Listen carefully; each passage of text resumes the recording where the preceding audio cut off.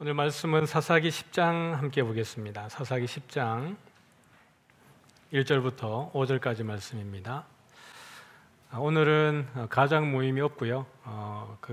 사랑방별 모임이 있기 때문에 마치면 바로 이 자리에서 또 기도하실 분들은 기도하시고 그렇게 돌아가시면 되겠습니다. 1절을 제가 읽겠습니다. 아비멜렉의 뒤를 이어서 이사갈 사람 도도의 손자 부하의 아들 돌라가 일어나서 이스라엘을 구원하니라. 그가 에브라임 산지 3일에 거주하면서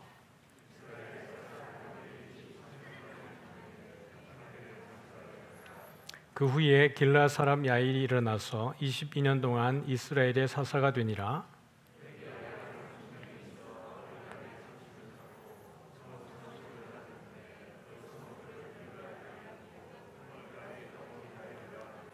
같이 읽습니다. 야일이 죽음에 가몬의 장사되었더라. 아멘. 이전까지 지난 주에 이제 우리 아비멜렉을 보았고요. 그 전에 이제 몇 주를 통해서 기드온을 보았습니다. 여러분이 이제 사사기를 이렇게 읽어 내려가다가 오늘 본문에 딱 도착을 하고 나면 조금 이렇게 당황스러울 수 있죠. 왜냐하면 그 돌라에 대한 정보가 거의 없습니다. 돌라가 어떤 일을 했는지 도무지 그 기록이 나타나 있지 않고요. 야일도 마찬가지입니다. 지난번에 우리 이미 그 소사사라고 하는 사사 가운데에 삼갈을 봤죠. 소모론 막대기로 적군을 물리쳤던 삼갈에 대해서 보았는데요. 삼갈에 대해서도 아주 글이 짧습니다. 오늘 여기에 돌라와 야일도 마찬가지죠. 어떤 느낌이 드세요? 지금 이제 9장까지 이렇게 다이나믹한 장을 지나오다가 10장에 딱 들어왔는데 또 이거 지나고 나면 입다가 등장하면서 일이 또 이렇게 다이나믹해집니다. 근데 이 사이에 끼어 있는 돌라와 야일, 이 뒤에 또 입산과 압돈, 엘론이 또 등장을 하거든요. 거기도 마찬가지로 아주 분량이 적습니다.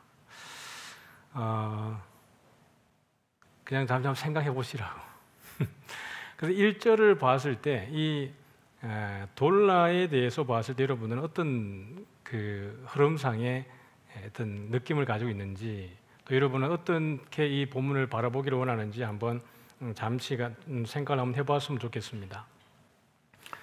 저도 이제 이 본문을 보면서 많은 이제 묵상에 잠기는 거죠. 야, 이럴 때는 여기서 이 사사기 저자는 무슨 말을 하고 싶은 걸까?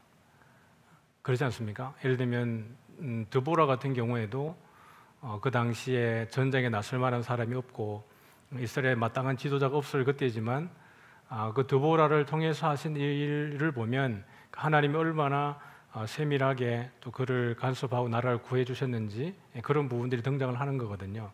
돌라에 대해서는 보면 고작 해봐야 돌라의 족보의 일부분, 그게 전부입니다. 그리고 이스라엘을 구원했다라는 것이 그냥 끝이고 죽고 장사되는 게 끝이에요. 우리가 이제 6장, 7장, 8장까지 누굴 보았죠? 기드온을 보았습니다. 그리고 9장에 누굴 보았습니까? 아비멜렉을 보았어요. 그럼 9장도 우리는 아비멜렉에 대한 이야기지만 누구의 연장이라고 본 거예요? 기드온의 연장이라고 본 겁니다. 그러면 이 돌라를 볼 때에도 기드온과 아비멜렉의 연장으로 보면 지금 우리 그 1절에 보면 누구의 뒤를 이어서라고 되어 있습니까? 아비멜렉의 뒤를 이어서라고 되어 있습니다. 여러분, 그러면 아비멜렉은 사사입니까? 아닙니까? 사사에 들어가요? 안 들어가요? 아비멜렉은 사사에 들어가지 않습니다. 기드온이 사사고 아비멜렉은 뒤에서 자기 스스로 왕이 되었던 그러한 사람이고요. 사사는 아니에요. 그런데 아비멜렉의 뒤를 이어서 돌라가 일어났는데 너무 대조적이죠. 기드온이 해놓은 일과 지금 돌라가 일어나서 한 일이라고 보면 너무나 천지 차이가 날 정도로 큰 차이가 나 있는 겁니다. 그런데 여러분, 그 소사사들을 보면 삼갈이 일어났을 때에 이스라엘을 괴롭혔던 민족이 있습니다. 블레셋이에요. 그런데 다른 소사사들은 어떤 민족이 일어나서 괴롭혔는지에 대한 언급조차도 없는 거예요. 그런데 돌라가 일어나게 된 배경은 누구 뒤에예요? 아비멜렉입니다. 쉽게 말하면 내부의 적이에요. 내부의 혼란으로 인해서 이스라엘 백성이 억압되어지고 그렇게 핍박 가운데 놓여 있었을 때 그때 하나님이 일어나게 된 겁니다. 이스라엘의 상당히 뼈아픈 그 역사인 거죠. 왜냐하면 적군이 외부에 있지 않고 내부에 있기 때문에 그렇습니다. 우리의 적도 어떻게 보면 항상 교회 밖에 있죠. 왜냐하면 세상의 어두운 주관자들의 영역이 교회 밖에 머무는 거니까요. 근데 가장 뼈아픈 게 뭐냐 그러면 교회 안에서의 적군입니다. 쉽게 말하면 분파가 일어나고 분란이 일어나고 성도들 간에 분쟁이 일어나서 교회가 싸우게 되어지는 것, 이것만큼 뼈아픈 게 없는 거예요. 그래서 우리는 교회 일을 할 때 가장 중요한 것이 이게 하나됨입니다. 일 하나 딱 해놓고 교회에 분란이 일어나는 것은 차라리 일을 안 하는 게 낫습니다. 맞습니까? 맞습니까? 네. 어떤 일을 멋지게 하나 성취했는데 그 안에 성도들 간에 피투성이가 돼가지고 싸우고 시험 들어가지고 교회 안 나오고 성도가 서로 뒤에서 이렇게 험담하고 이렇게 되면 그 일은 안 하는 게 훨씬 나아요. 그러므로 하나님 일을 할 때는 항상 기도하고 하나님의 뜻을 따라서 은혜 가운데에서 진행을 해야 되는 겁니다. 일이 좀 느리더라도 또는 안 되어지더라도. 예를 들면 솔로몬 앞에 그 두 창기가 와서 아이를 출산했는데 한 여인의 아들이 간밤에 죽은 거예요. 그랬더니 다른 창기가 와서 어떻게 합니까? 아이를 바꿔치기 한 겁니다. 왕에게 나와서 이 아이가 내 아이입니다, 아닙니다 라고 이렇게 분쟁을 할 때 솔로몬이 뭐라 그런 거예요? 칼을 가지고 와가지고 이 아이를 반으로 싹둑 잘라가지고 절반씩 나눠줘라 이렇게 얘기한 거예요. 그렇게 되면 정말 이 아이를 포기하는 건 누구겠어요? 진짜 엄마가 포기하는 거예요. 왜냐하면 그 자식을 살려야 되기 때문에 그렇습니다. 그런데 예를 들면 솔로몬이 아주 공명정대하게 아주 정의롭게 판결하기 위해서 그 말 들을 필요 없고 그냥 절반 잘라가지고 둘 다 나눠줘, 속 시끄러워 라고 해서 아이를 절반 딱 나눠주면 객관적으로 가장 공평합니다. 그렇지 않습니까? 근데 생명이 사라지는 거예요. 거기에서 솔로몬을 통해서 말씀해 주는 것은 참 어머니의 마음이 어떠한 마음이냐를 보여주는 거예요. 하나님의 마음이 어떤 마음이냐를 보여주고 있는 거죠. 그러니까 하나님이 자기 아들 예수님을 보내주셔서 그 아들을 희생하시면서까지 뭘 하고 싶으신 거예요? 우리를 살리기를 원하는 거예요. 그렇기 때문에 아들 예수님을 보내주시는 거거든요. 교회됨의 본질도 그러한 겁니다. 교회가 하나 되기 위해서 우리가 먼저 나보다 남을 더욱더 낮게 여기고 존귀하게 여기고 그 가운데에 하나님의 나라를 먹고 마시는 것이 있는 것이 아니라 의와 희락과 뭐죠? 화평이라 그랬어요. 하나님의 나라는 화평입니다. 그러면 교회 안에서 가장 우리가 추구해야 되는 것은 사랑이고 화평입니다. 아비멜렉이 이렇게 일어나서 자기가 왕이 되겠다라고 설치니까 자기의 그 말로도 어떻게 합니까? 마지막도 아름답지 못한 거예요. 여인이 그 성 망루에서 던진 맷돌 윗짝에 머리 맞고 죽은 겁니다. 장사되었다라는 것은 어떻게 보면 이 사람이 순적하게 죽어서 평안하게 조상의 묘실을 따라갔다라는, 그러니까 평안하게 죽었다는 것에 대한 또 다른 표현입니다. 근데 아비멜렉은 장사되었다라는 것이 기록되지 않아요. 그냥 그 여인의 돌에 맞아 죽었고 죽기 전에 이게 수치스러운 거니까요. 여인의 돌에 맞아 죽은 것을 수치스럽게 여겼기 때문에 청년에게 자기를 오히려 죽여달라 그래서 그렇게 그 인생이 마지막에 내려지는 겁니다. 그런 가운데에 하나님이 누구를 세우는 거예요? 돌라를 세우는 거예요.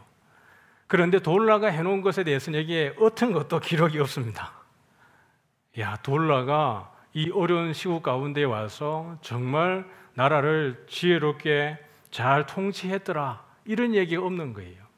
그러면 우리는 여기에서 이 사사기 저자가 이 짧은 글 속에 기록한 것에 대한 또 다른 부분을 볼 수 있으면 참 좋죠. 뭐냐 그러면 기록이 없는 만큼, 기록이 없기 때문에 돌라가 아무것도 하지 않았는데도 하나님이 뭐 다 하셨다 이런 거 되는 거지만 사실은 이 기록이 부족함으로 인해서 더더욱더 드러나는 것은 누구일까요? 하나님의 일하심입니다. 하나님이 어떻게 이 지금 여기 23년이라는 시간 동안 이스라엘을 다스려 오셨을까? 그리고 이 돌라라고 하는 사람의 리더십은 어떤 리더십이었을까? 이런 부분들에 대해서 우리의 어떤 상상의 나래를 마음껏 펼쳐갈 수 있겠죠. 이런 것이 성경이 우리에게 주는 대단히 어떻게 보면 또 하나의 그 묘미이기도 합니다.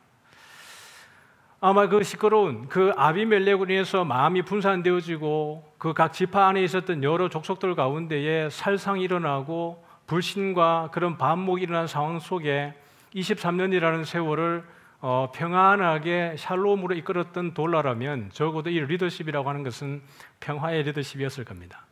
서로 그 사람들의 마음을, 아픈 마음을 위로하고 싸매어주고 또 서로 또 이해시켜주고 그런 가운데 어떻게 하는 거예요? 하나님을 바라볼 수 있도록. 그러니까 샬롬이라고 하는 것은 결국 누구와의 관계입니까?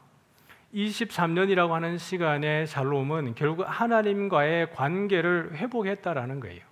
그러므로 돌라는 이 가운데 표현된 것이 전혀 없지만 이 돌라가 해놓은 것은 이 사람들을 누구에게로요? 하나님에게로 마음을 돌아오게 하고 다시 그들 가운데에 사랑의 어떤 공동체로 회복했던 그것을 볼 수 있는 거예요.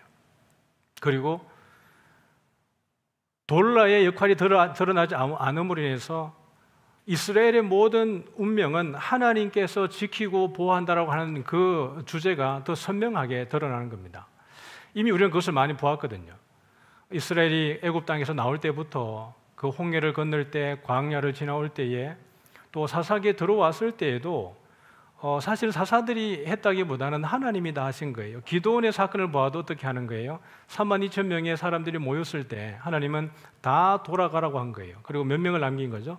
300명 딱 남긴 거예요.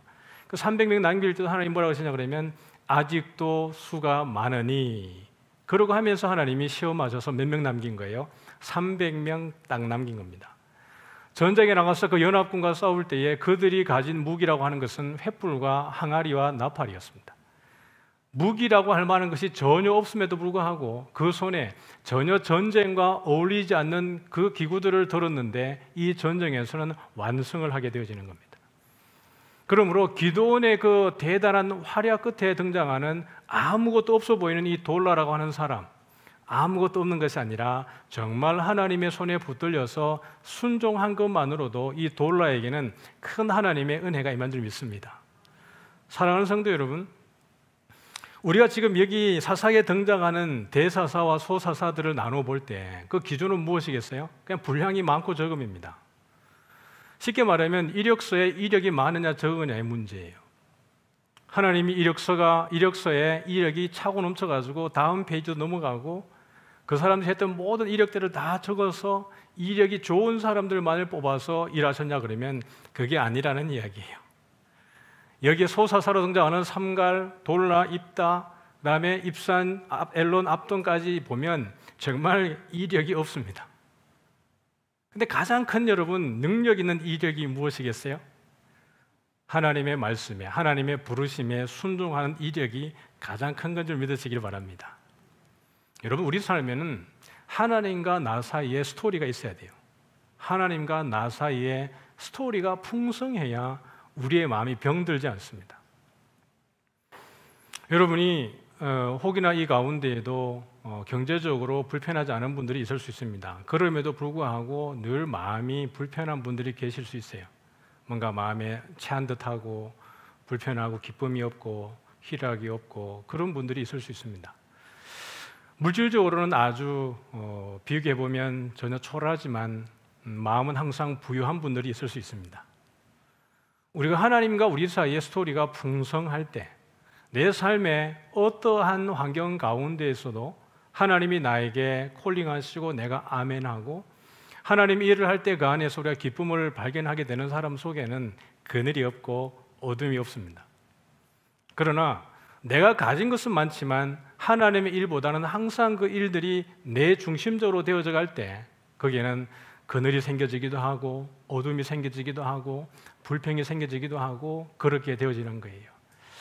여러분, 우리 삶을 주님이 인도하시는 가운데에서 누릴 수 있는 삶이 되어지기를 소원합니다. 그것은 내가 주변의 어떤 환경에 있어서 가지고 있느냐 가지지 못하느냐 보다는요, 내가 하나님의 그 통치하심 속에 있느냐, 하나님을 누리느냐가 더 큰 거예요. 그래서 우리의 가치관이, 우리의 생각이, 우리의 세계관이 하나님의 말씀 안에서 하나님과 여러분 이렇게 하나가 되어지게 될 때 그것이 정말 대단한 능력입니다. 아무도 우리를 함부로 대할 수 없는 그런 능력의 사람이 되는 거예요. 여러분이 볼 때에도 돌라가 아무렇지 않아 보입니까? 아니죠. 성경 읽다 보면 돌라는 도대체 뭐 했나? 이렇게 볼 수 있지만 정말 이 구절을 딱 놓고 여러분 한번 묵상하면서 성경에서 역사하신 하나님의 그 놀라운 일들을 바라보고 나면 이야, 이 돌라는 진짜 복받은 사람이겠다 이런 생각이 드는 거예요. 기록에는 아무것도 없는데 하나님의 역사의 기록 속에 이 돌라가 하나님이 인하여서 이스라엘을 구원했다라고 하는 그 하나님의 쓰임받는 종으로 소개되어지고 있는 겁니다. 그런가 하면 또 그 다음에 누가 나오는 거예요? 야일이 나오는 겁니다. 우리 한번 3절을 읽어볼까요? 3절입니다. 시작. 그 후에 길르앗 사람 야일이 일어나서 22년 동안 이스라엘의 사사가 되니라. 4절입니다. 그에게 아들 30명이 있어 어린 나귀 30을 탔고 성읍 30을 가졌는데 그 성읍들은 길르앗 땅에 있고 오늘까지 하봇 야일이라 부르더라. 그러고 나서는 돌라에 대해서는 3일에 장사되었더라. 그 다음에 야일도 가몬에 장사되었더라. 그렇게 되어 있는 거예요. 야일은 또 돌라와 또 다르게 표현이 되어 있죠. 그러니까 돌라에게 없는 표현이 야일에게 있는데 그것이 무엇이에요? 예, 그가 누리고 있는 어떤 가지고 있는 걸 지금 적어 놓은 거예요. 4절에 보니까 아들이 몇 명입니까? 아들이 30명입니다. 그 다음에요, 어린 나귀가 30이고요, 성읍이 30입니다. 333이네요. 30, 30, 30이에요. 이렇게 쉽지 않은데. 여기도 여러 가지 볼 수 있죠. 돌라와 비교해도 돌라와 또 달라요. 그러면 이 야일과 돌라를 비교했을 때 돌라는 이런 소유를 가지고 있지 않았다라는 것을 반증해 주는 거겠죠. 야일은 뭔가 부유한 사람이었다 그러면 돌라는 부유하지 않은 사람이에요. 아주 평범한 사람이었고 일상을 살아가는 사람인데 하나님에게 부름받은 겁니다. 사사로 부름받은 사람들이 대단히 뭔가 출중한 어떤 기능을 가진 이들이 사사로 세워지는 것이 아니라는 것을 이미 우리는 보고 있습니다. 그죠? 우리 앞에 있는 이제 에훗도 보았고요, 언니엘도 보았고, 그 다음에 드보라, 바라, 기드온 이런 사람을 보면 전부 다 겁쟁이에 숨어 있든지 별 볼 일 없는 사람들인데 하나님의 영이 임하시니까 그렇게 쓰시는 거예요. 그게 돌라도 마찬가지입니다. 사랑하는 성도 여러분, 여러분이 야일이 될지 돌라가 될지 모르겠지만 여러분이 돌라라 할지라도 여러분 일상 가운데에서 여러분의 자존감이 낮아지지 않기를 소원합니다. 할렐루야. 하나님이 여러분과 함께하면 여러분의 자존감은 지상 최대여야 합니다. 믿습니까? 하나님이 여러분과 하면 여러분의 자존감은 약해질 필요가 없는 거예요. 세상적 가치에서 여러분을 보지 말고 하나님 나라에서 여러분을 보십시오. 삶이 고단하십니까? 다시 오실 주님의 나라, 우리 마라나타, 주 예수의 어서 오시옵소서, 그 소망으로 하루하루 승리하시면 참 좋겠습니다. 내 현실을 보고 이 내일에 어떤 소망이 없다라고 생각하면 우리가 살아가는 날 동안에 정말 내가 허리 못 펴겠다, 내가 살아가는 동안에는 내가 빛을 못 보겠다라는 생각으로 나의 현실을 바라보면 계속 힘든 거예요. 근데 우리가 이미 살아온 날들 계산해 보면 살아갈 날들도 그렇게 많이 남지 않았습니다. 그렇지 않습니까? 조금만 더 수고하시자고요. 조금만 더 수고하자고요. 이 땅에 주어진 날들을 조금만 더 수고하면 영원히 하나님이 우리 가운데에 복을 주실 줄 믿습니다. 그래서 오시는 예수님에 대한 소망이 우리로 하여금 근심과 걱정을 덜어버리게 하는 거예요. 그것이 우리의 믿음과 분리되어져 있을 때, 히브리서는 그 얘기를 하는 거거든요. 말씀과 믿음과 우리의 삶이 결부되지 않기 때문에 우리가 시험 든다 그러는 거거든요. 내가 가진 믿음과 나의 삶이 결부가 되어서 하나가 되어야 우리가 안식을 누리는 것인데요, 그것이 결부되지 않고 분리가 되니까 자꾸 시험에 드는 것이고 뒤로 후퇴하는 거예요. 히브리서의 말씀은 예수님을 믿기로 작정한 자들이 유대인 가운데에 유대교회에서 기독교로 회심을 했는데 예수 믿는 것이 그렇게 썩 좋아 보이지 않는 겁니다.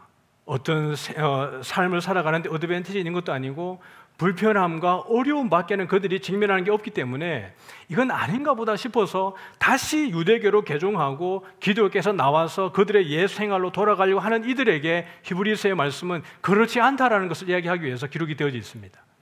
예수는 참 하나님이고 정말 예수 안에 참 안식이 있고 믿음으로 살았던 사람들이 그 당시에는 약속을 받지 못했지만은 모두가 새로운 그 하나님의 나라 본향을 바라보면서 그것을 성취한 사람들이라는 것을 보여주는 거예요. 그러므로 우리의 삶 가운데는 내가 믿고 있는 믿음과 나의 삶이 결부가 되어져야 되는 거예요. 아, 주님 다시 오신다.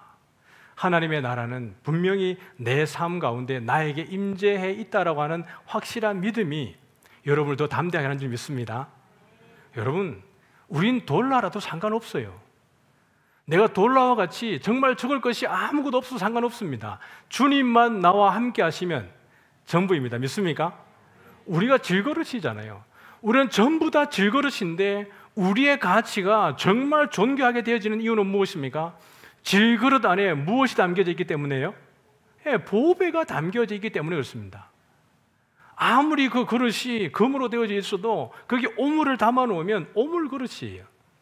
그러나 질그릇으로 지어지고 어떻게 보면 툭 하고 던져버리면 깨어져 버릴 것 같지만 여러분, 거기에 보석이 담겨져 있으면 그릇 자체를 어떻게 하는 겁니까? 그릇 자체를 존귀하게 소중하게 여기는 거예요. 그릇의 재질은 너무나 약하고 천해 보이는 거지만 그 안에 담긴 그 내용물 때문에 사람들은, 주인은 그 그릇을 아주 조심스럽게, 아주 존귀하게 그렇게 여기지는 겁니다. 우리는 질그릇 같은 존재이지만 우리 안에 그리스도가 계시기 때문에, 하나님의 나라가 있기 때문에 우리는 존귀하게 대접받는 줄 믿으시기 바랍니다. 그것이 돌라예요.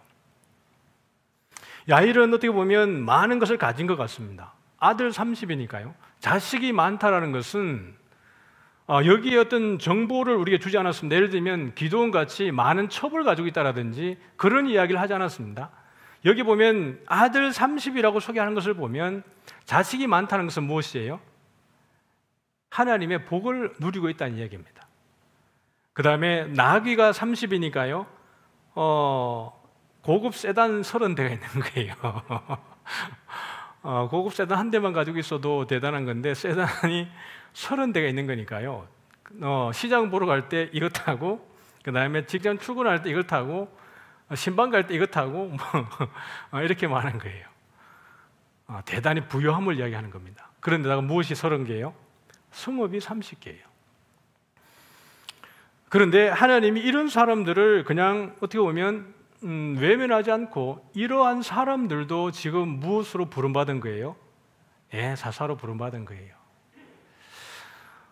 그러니까요, 부한 사람도 어떻게 보면 가난한 사람도 하나님의 일하심에는 부족함이 없다라는 이야기예요. 하나님이 쓰실 때에 아멘으로 순종하면 그 모든 상황 가운데에서 하나님이 마음껏 쓰시기를 원하실 때 아멘하면 쓰시는 줄 믿으시기 바랍니다. 그러므로요, 부자가 하나님 나라 가는 것이 낙타가 바늘기 들어가는 것보다 어렵다고 말하지만, 그러면 부자는 천국 못 갑니까? 아니에요. 바울은 디모데전서 6장에 말하기를 우리가 세상에 가지고 온 것이 없음에 가지고 갈 것이 없도록 물질에 대한 욕심을 가지지 말라 그랬어요. 오직 너 하나님의 사람아 그러면서 이 세상에 대한 물질과 정욕에 대해서 싸우라고 그랬습니다. 그러므로 돈은 일만하게 뿌리가 된다라고 이야기하면서 그 돈을 사랑하지 말라 그랬어요. 그러면서 6장의 뒤에 후반부에 가보면 뭐라고 하냐면 이미 부한 자들은 이렇게 얘기합니다. 이미 부한 자들은 하나님의 나라를 위해서, 그 선한 사업을 위해서 그것을 선한 가운데 잘 사용하라라고 이야기를 하고 있는 거예요. 물질이 많기 때문에 하나님이 일을 못하는 것도 아니고요, 그것이 가난하기 때문에 그 사람이 하나님께 더 복을 받는 것도 아닙니다. 하나님에게 복을 받는 것은 내가 얼마나 하나님을 사랑하느냐, 우리의 중심이, 그건 우리의 생각입니다. 그렇지 않다라는 이야기예요. 하나님은 그것이 돌라이든지 야일이든지 하나님 이 두 사람을 통해서 이스라엘을 평안케 하고 구원하는데 23년을 쓰셨고요, 그 다음에 어떻게 합니까? 22년을 그들 가운데 샬롬을 주신 거예요. 그런데 여기서 우리가 쭉 주목해야 되는 것은 앞에서도 보았지만 기드온이 마지막이 좋지 않으니까 누가 일어났던 거예요? 여러분, 아비멜렉이 일어나게 된 거고 그 뒤에 돌라를 하나님이 쓰신 거예요. 그런데 이 야일이 죽고 난 이후에 우리는 그 이후도 조금 볼 필요가 있습니다. 평안의 때를 누리면서 우리는 이 평안의 때만 우리가 살아가는 게 아니라 평안의 때에 그 다음 세대를 준비하는 준비가 우리에게 필요합니다. 야일이 죽고 난 이후에요. 우리가 오늘 9장 몇 절 읽어보냐? 6절 한번 볼까요? 우리 9장 6절을 같이 한번 읽어보겠습니다. 같이 읽어보죠. 시작. 이스라엘이 자손이 다시 여호와의 목전에 악을 행하여 바알들과 아스다롯과 아람의 신들과 시돈의 신들과 모압의 신들과 암몬 자손의 신들과 블레셋 사람들의 신들을 섬기고 여호와를 버리고 그를 섬기지 아니하므로. 이미 우리는 사사기 2장에서 하나님을 모르는, 하나님을 알지 못하는 다른 세대가 일어났다는 것에 대해서 우리가 들었습니다. 그래서 하나님이 그들 가운데 여러 나라를 두고 그들에게 가시가 되게 해서 그들이 하나님을 알도록 하기 위해서 그들을 일으켰다라는 것을 보았습니다. 그런데 야일이 어떻게 통치를 했는지 그건 잘 모르지만 야일 이후에 이스라엘의 변화는 다시 어떻게 되냐고 있냐 그러면 6절에 다시 여호와의 목전에 악을 행해서 그들이 섬겼던 신들이 여러분 몇 가지로 소개가 되고 있냐 그러면 우리 한번 손가락으로 여러분 한번 세어볼까요? 처음에 몇 가지죠? 바알, 그 다음에 뭐죠? 아스다로, 그 다음에 아람의 신들, 시돈의 신들, 모압의 신들, 암몬 자손의 신들, 블레셋 사람들의 신들을 섬기고. 여러분 몇 가지를 지금 소개하고 있는 거예요? 7가지를 소개하고 있는 거예요. 쉽게 말하면 이 주변에 있는 모든 열국에 있는 주변 나라에 있는 신들을 이들이 다시 섬기고 여호와를 버렸다라고 이야기하고 있는 거예요. 우리가 이것을 야일의 책임으로 돌릴 수는 없습니다. 야일이 어떻게 했는지를 알 수 없지만 그러나 우리는 평안의 때를 살아갈 때 뭔가 우리가 좀 더 잘 되고 있다라고 문제가 없다라고 생각할 때 거기에 만족하고 안주하면 안 된다라는 이야기예요. 더욱더 우리는 여호와의 말씀을 위해서 다음 세대를 위해서 무엇을 준비할까를 늘 고민해야 합니다. 이미 사사기에 시작할 때 다른 세대가 일어남으로 인해서 여호와를 알지 못했다라고 경고를 하고 있습니다. 그럼 독자들 입장에서는 어떤 걸 준비해야 될까요? 다른 세대가 일어나지 않도록 해야 되는데요. 다른 세대가 일어나더라도 여호와를 아는 세대가 일어날 수 있도록 다음 세대를 준비를 해야 되는데 그 다음 세대에 대한 대물림과 준비가 되지 않고 있는 이스라엘을 우리는 보고 있는 거예요.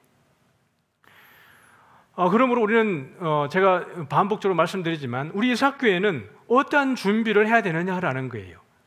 이삭교회는 지금까지 부흥을 계속해서 경험을 하고 있고 큰 문제 없이 우리가 지금까지 하나님의 말씀 가운데 복음의 본질 가운데 우리는 서 있다라고 자부하고 있습니다. 그것이 우리의 복인 것이죠.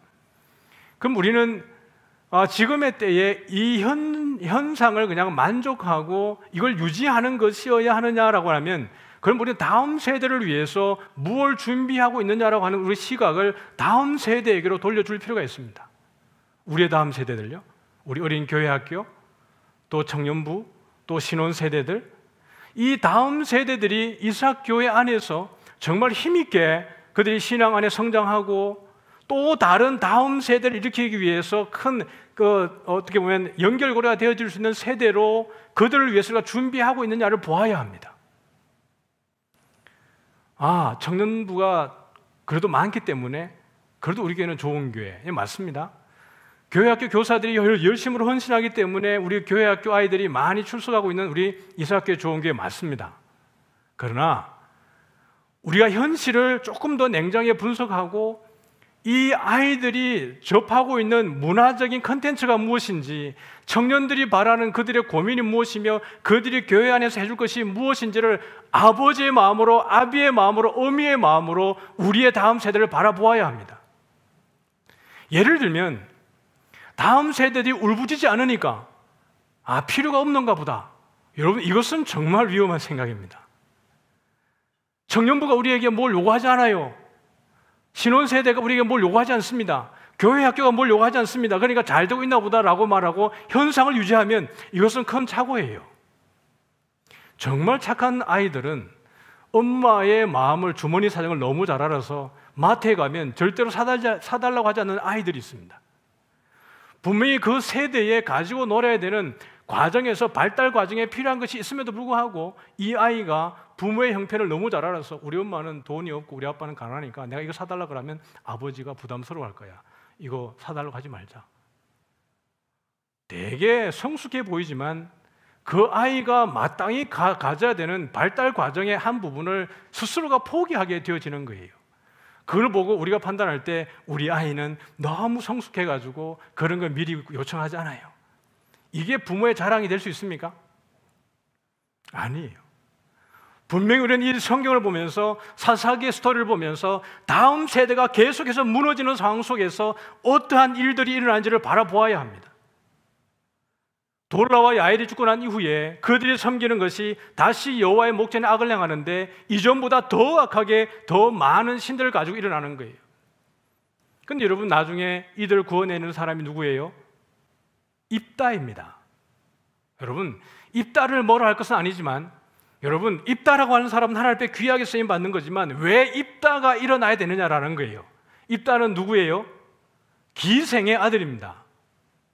신부를 뭐라고 하는 게 아니라, 여러분, 왜 많은 장로들이 있고 이스라엘 지도자가 있는데 왜 나라를 구할 때에 그들은 뒤로 가 있고 입다에게 가서 우리를 구원해 달라고 그들에게 이야기를 하게 되는 걸까요? 여러분, 믿음의 개성이 일어나지 않기 때문에 이런 일들이 일어나는 거예요. 그것은 여러분, 입다는 되게 놀라운 일을 한 거지만 민족적으로 보면 수치예요. 드보라가 일어나는 것이, 드보라가 뭐라 그러는 거예요? 그게 방백들이 다 숨어서 오솔길로 뒷길로 다니는 거예요. 그러니까 내가 이스라엘의 어머니가 되었다라고 이야기를 하는 겁니다. 드보라고 하는 여자가 일어나는 것이 여러분 뭐라고 하는 게 아니에요. 그것은 너무나 존귀하게 쓰임받는 여성입니다. 그러나 민족적으로 보면 그들에게 수치예요. 여러분, 우리는 이 나라의 다음 세대를 위해서요, 이삭교의 다음 세대가 아니라 이 나라 이민족의 믿음의 다음 세대를 위해서 우리 이삭교회는 하나의 미랄처럼 본이 되어져야 됩니다. 다음 세대를 위해서 더 많이 준비하고, 우리는 믿음으로 잘 누렸는데 우리 아이들은 근력이 약해지고 지구력이 약해지고 기도하지 못하고 그래서 세상의 유혹 가운데 쉽게 넘어가 버리는 그런 세대가 아니라 정말 우리 믿음의 선진인 우리 어르신들, 시니어들, 우리 장년 성도님들, 이 모습을 다음 세대들이 보고 따라가야 되는 거예요. 그것을 위해서 준비되는 우리 교회 되기를 소원합니다. 사사기는 그걸 보여주는 거예요. 누가 우리의 왕이냐? 누가 우리의 구원자이냐? 하나님을 온전히 더 신뢰하고 주 안에 거하게 되어지는가? 이것이 복인 겁니다. 사랑하는 성도 여러분, 우리는 돌라 같아도 하나님 손에 매이면 그것이 능력입니다. 할렐루야. 늘 우리 고백하잖아요. 모든 것이 하나님의 뭐죠? 은혜입니다. 이것이 말로만의 고백이 아니라 우리의 삶의 고백이 되어지기를 소원합니다. 오늘 여러분 하신 일들 가운데에 뭐가 좀 꼬여가지고 마음이 불편하세요? 그럼에도 불구하고 하나님 안에 여러분이 꼭 붙어 계시기를 바랍니다. 오늘 여러분이 뭔가 너무 잘해가지고 너무 행복한 일, 즐거운 일이 있습니까? 그거 여러분이 하셨다고 생각하고 싶지만, 그러나 전쟁에서 딱 돌아오는 아브라함에게 멜기세덱이 뭐라 그래요? 천지의 주제인 여호와께서 모든 대적을 너희 손에 붙여주셨다라고 아브라함에게 딱 선포하는 거예요. 아브라함이 318명 잘 길려가지고 조카 롯뿐만 아니라 전쟁에 승리하고 돌아올 때 멜기세덱이 그 앞에 대놓고 딱 직면해서 하는 이야기가, 네가 싸워서 이긴 게 아니라 여호와께서 그 대적을 너의 손에 붙여주셨다라고 말씀을 하는 거예요. 우리의 형편이 어떠든지 그 가운데에 주와 함께 있기를 소원합니다. 우리가 약할 때에, 그때에 하나님의 강함이 드러나게 되어지는 거예요. 저는 오늘 이 두 사사를 바라보면서 이 시편이 하나 생각이 났습니다. 내용은 별로 없는데 이 내용 속에서 하나님의 위대하심이 보였습니다. 야, 하나님이 얼마나 이들 가운데에서 사랑하는 마음으로 이들을 다스리고 인도하고 많은 일들을 역사하고 그래서 이 나라를 지켜주셨을까, 이런 생각이 들었습니다. 그래서 오늘 시편 이 구절이 생각이 났는데 같이 한번 한 절씩 읽어볼까요? 시편 150편입니다. 시편의 제일 마지막이죠. 시편 1편은 복 있는 사람은 시작하지만 마지막은 찬양으로 끝이 나요. 그러니까 복 있는 사람의 인생의 마지막은 뭐예요? 찬양입니다. 그러니까 오늘 이 시편을 같이 읽으면서 어떻게 시편 기자가 무엇으로 찬양을 고백하는지 같이 한번 읽어봅니다. 시작. 할렐루야. 그의 성소에서 하나님을 찬양하며 그의 권능의 궁창에서 그를 찬양할지어다. 그의 능하신 행동을 찬양하며 그의 지극히 위대하심을 따라 찬양할지어다. 나팔 소리로 찬양하며 비파와 수금으로 찬양할지어다. 소고치며 춤추어 찬양하며 현악과 퉁소로 찬양할지어다. 큰 소리 나는 재금으로 찬양하며 높은 소리 나는 재금으로 찬양할지어다. 호흡 있는 자마다 여호와를 찬양할지어다. 할렐루야. 할렐루야. 우리가 약하다는 것은 하나님의 강함을 드러낼 수 있는 가장 좋은 어떻게 보면 동기입니다. 내가 약합니까? 그때 하나님이 가장 강하십니다. 바울이 자기를 찌른 육체의 가시가 있을 때에 하나님 이것을 좀 제거해 주십시오라고 하나님께 요청했을 때 그것을 3번이나 요청을 했다 그랬습니다. 그러나 주께서 말씀하시기를 내 은혜가 너에게 족하다 이렇게 얘기했습니다. 바울이 뭐라고 얘기합니까? 내가 약할 때 그때 나의 강함이 드러난다 이 이야기를 하게 되어지는 거예요. 우리 같이 한번 찬양하면서 우리 믿음의 고백을 올려드리기를 원합니다.